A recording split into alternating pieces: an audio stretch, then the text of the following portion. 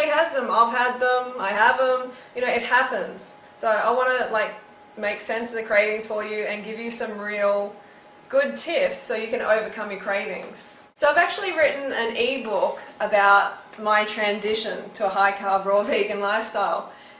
I've almost finished it. I'm so close to finishing it, and when I do, I'm going to put it up, and you guys, I'm sure you're going to benefit out of it because it features my blog posts from when I started on a high carb raw vegan lifestyle in 2006. So it has all where I stuffed up, you know, where it made us like so many, you know, it features where I stuffed up basically. So you're going to enjoy that a lot. So when it comes to cravings, I've got 10 tips for you. Number one is always eat sufficient calories from fruit. You have to do that, because if you don't, then you're not going to have enough glycogen in your brain, and your brain's going to say, hey, we need some calories, we need some carbohydrates damn quick, go and eat that rice, go and eat that pasta, go and eat whatever, or we need a really dense source of calories, go and eat that fat, you know, go and eat that animal fat or that milk or whatever. Now that's what's going to happen. Make sure you're counting your calories, so you go to chronometer.com and you put in your calories every single day until you're confident that you can stay on track and that you know how many calories are in things. Because now I can just eyeball something and I know how many calories are in it. A lot of people are like, oh my god, you know, I can't eat any more fruit, you know, I'm so full after one banana.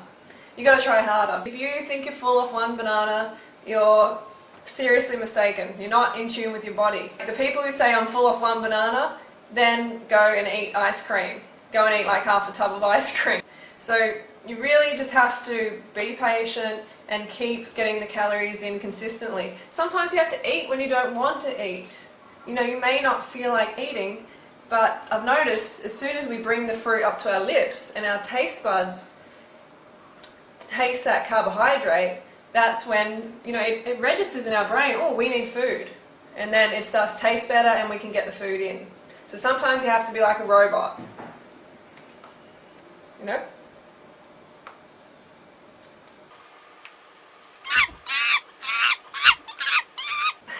Okay, so you might have to do some bicep curls, some banana peel bicep curls.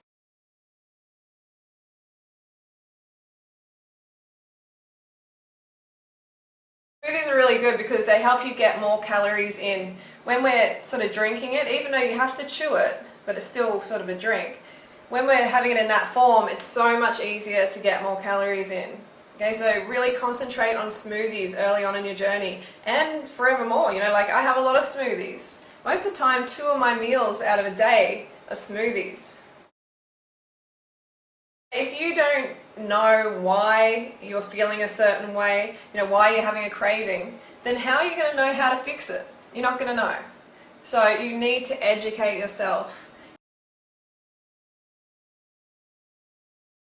Carbohydrates are brain fuel. Okay, if you're not getting enough glucose to your brain, then you're going to be craving things. You know, people try and complicate it all the time. They try and say, oh, you know, like it's not that, it's not, I don't need calories, it's because I was abused as a child, or I'm just having an emotional day, or whatever. It's not that, okay? You need calories.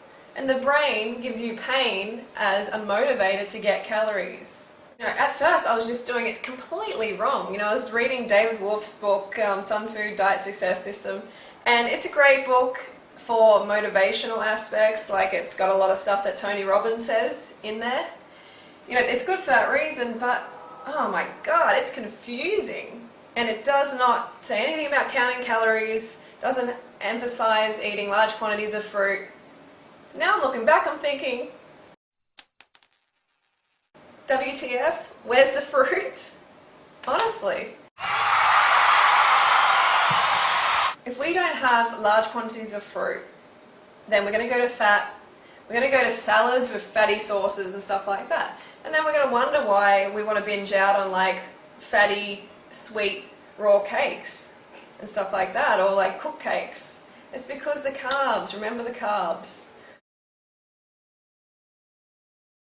I took myself away from those social eating events that I used to go to. You know, my friends used to invite me out, they're like, come to the restaurant, come to dinner, blah, blah, blah.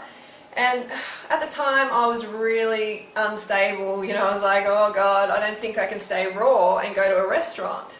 Now I have no problem at all, it's easy. But at the time I was too shaky to put myself into that environment. It's like an alcoholic going to a liquor store. And by the way, alcoholics, they are just carbohydrate deficient as well, because alcohol is carbs. Yeah, so social events, like just for the first couple of weeks, take yourself out of these events. You don't need to meet your friends over food. Why? You don't need to. Don't say, oh, but I've got such a big social life. Organise to meet them in the park, go for a jog together, do something outside of food. Or if you really, really have to go, you've got to eat a lot beforehand. But I'm telling you, within the first couple of weeks, I recommend you just remove yourself from those challenging situations. Give yourself a fighting chance, for God's sake. I participated more on the Raw Food Forum that I was on at the time. This really helped a lot because there was support on there. People were encouraging me. I was held accountable for what I was doing. And it helped immensely. So I recommend you go on 30bananasaday.com and be a part of the community, because community equals support. Honestly, it's the best support community for high carb raw vegan, like on the planet, on the web. It's huge. So, and then when you go on there, help other people. So when you help other people, that makes you feel good, and then you want to look after yourself, you become an inspiration to others, and it just all falls into place more. Okay, big one is making a pain and pleasure list, and carrying that pain and pleasure list around with you everywhere. Alright, just stick it in your back pocket, put it in your wallet, stick it on the wall, stick it on your fridge, wherever. You need to have that pain and pleasure list somewhere handy for when you get challenged. So number one is you need to eat enough fruit, obviously, and that's what's going to be most important. But the pain and pleasure list is going to back that up. It's going to keep you on track. Rip that list out and look at those reasons. Remember the reasons you came to this lifestyle and constantly remind yourself, or else you're going to be off the wagon pretty quickly. It's going to be even harder too. If you haven't eaten enough, you bring out that list. The list might mean nothing to you then. You may have enough pain. Like I had a lot of pain myself. When I came to this lifestyle, I was really suffering from borderline chronic fatigue syndrome, acne. I was at least 20 kilos overweight as far as I'm concerned, and I had systemic candida. So I had a big list and big pain. Alright, so write your list. Write down why you came to this lifestyle. What pain will you experience if you go back?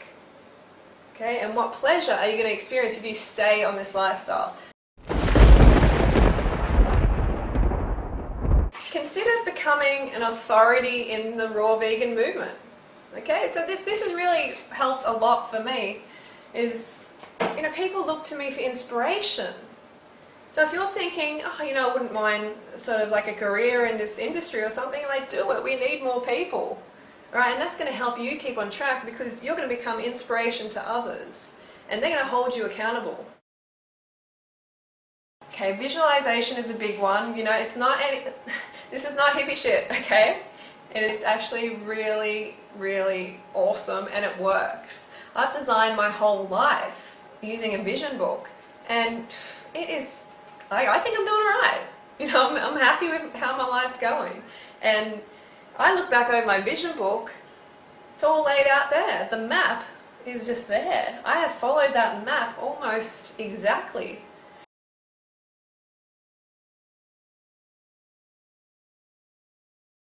Go to fruit festivals and be around people who are doing the same thing as you're doing. I know when I went to the fruit festival this year, it was amazing. Like even though I was already on the lifestyle, just being around like 100 other people, more than 100 other people doing the same thing and being carved up, it was so good.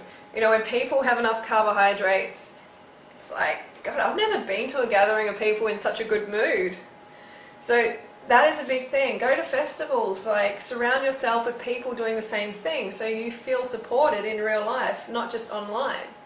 And throw raw food picnics, you know, invite people over, start to meet people, get out of your comfort zone. Make bananas and dates your staple. It's so important. Like bananas and dates are like the rice of the high carb raw vegan movement.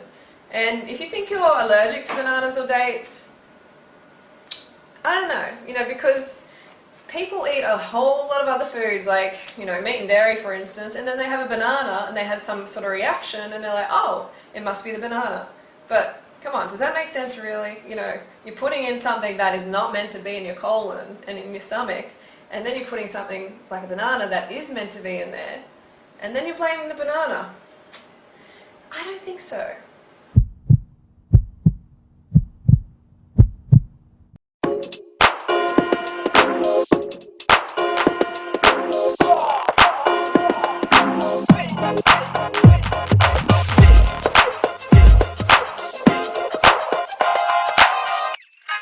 La la la la la.